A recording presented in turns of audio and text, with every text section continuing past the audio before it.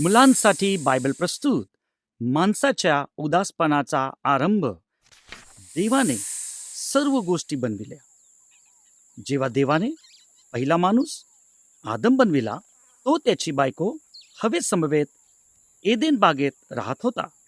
देवाच्या आज्ञेत आणि त्याच्या अस्तित्वाचा अनुभव घेत ती दोघीही आनंदात होती.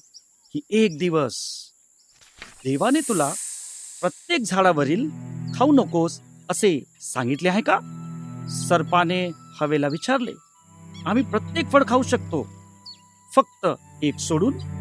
हवेने उत्तर दिले, जर आम्ही ते फळ खाल्ले किंवा त्याला स्पर्श केला तर आम्ही मरणार. तुम्ही मरणार नाही. सर्पाने कपट हास्य केले. तुम्ही देवासारखे होणार. हवेला त्या झाडाचे फळ हवे होते. तिने सर्पाचे ऐकले व फळ खाल्ले. देवाच्या आज्ञेचे उल्लंघन केल्यानंतर हवेने आदमालाही फळ खाण्यास भाग पाडले. आदमाने सांगायला पाहिजे होते, नाही, मी देवाची आज्ञा मोडणार नाही. जेव्हा आदम आणि हवेने पाप केले, त्यांना दोघांनाही माहीत होते की ते नग्न झाले होते. अंजिराच्या पानांचे मलवस्त्र शिवून त्यांनी स्वतःभोवती गुंडाळले आणि देवाच्या नजरेपासून लपविण्यासाठी झुडपात लपली.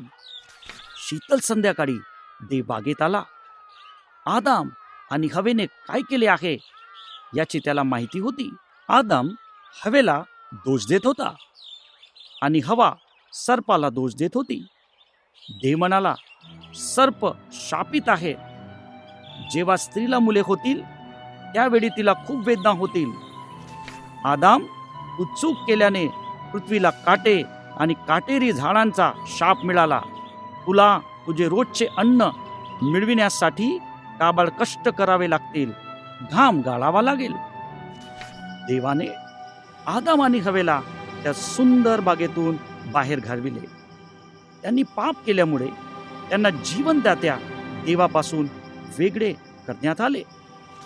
देवाने त्यांना बाहेर ठेवण्यासाठी एक ज्योतिर्मय तलवार बनविली. देवाने आदाम आणि हवेसाठी चांबड्याचे कोट बनविले.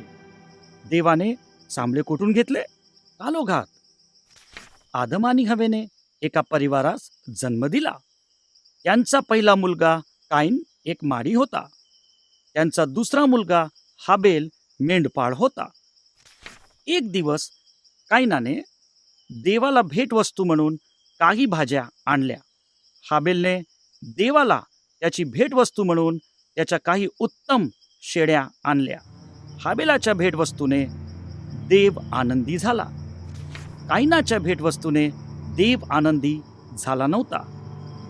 काईनाला खूप राग आला, पण देव म्हणाला, जर तू जे योग्य आहे ते केलेस तर तू स्वीकारला जाणार नाहीस का?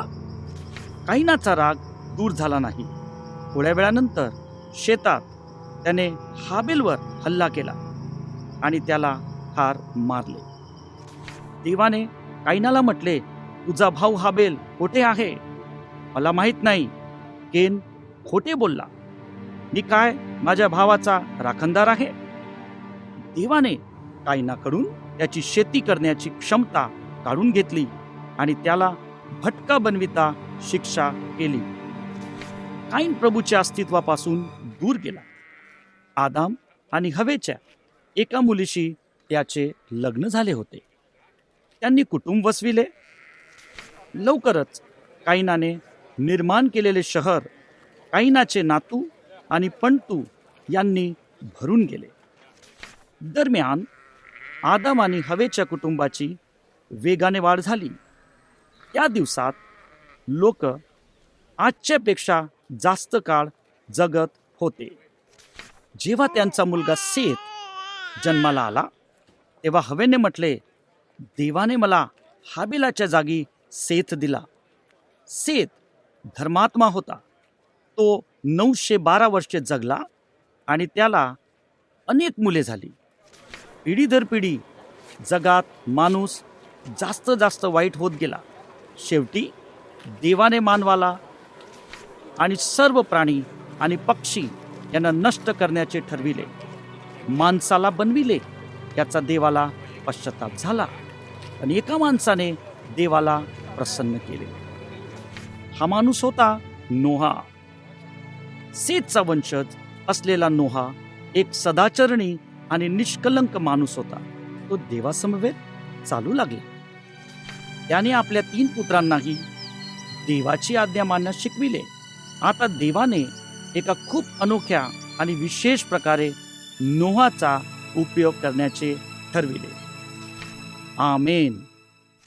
देवाला माहीत आहे की आम्ही वाईट गोष्टी केल्या आहेत, ज्याला तो पाप म्हणतो. पापाची शिक्षा मृत्यू आहे. देव आमच्यावर इतकी प्रीती करतो की वधस्तंभावर मरण्यासाठी आणि आमची शिक्षा भोगण्यासाठी त्याने आपल्या पुत्राला येशूला पाठविले. येशू पुन्हा जिवंत झाला आणि स्वर्गात परत गेला. आता देव आमच्या पापांसाठी क्षमा करू शकतो. जर तुम्ही तुमच्या पापांपासून मुक्ती मिळवू इच्छिता तर देवाला प्रार्थना करा.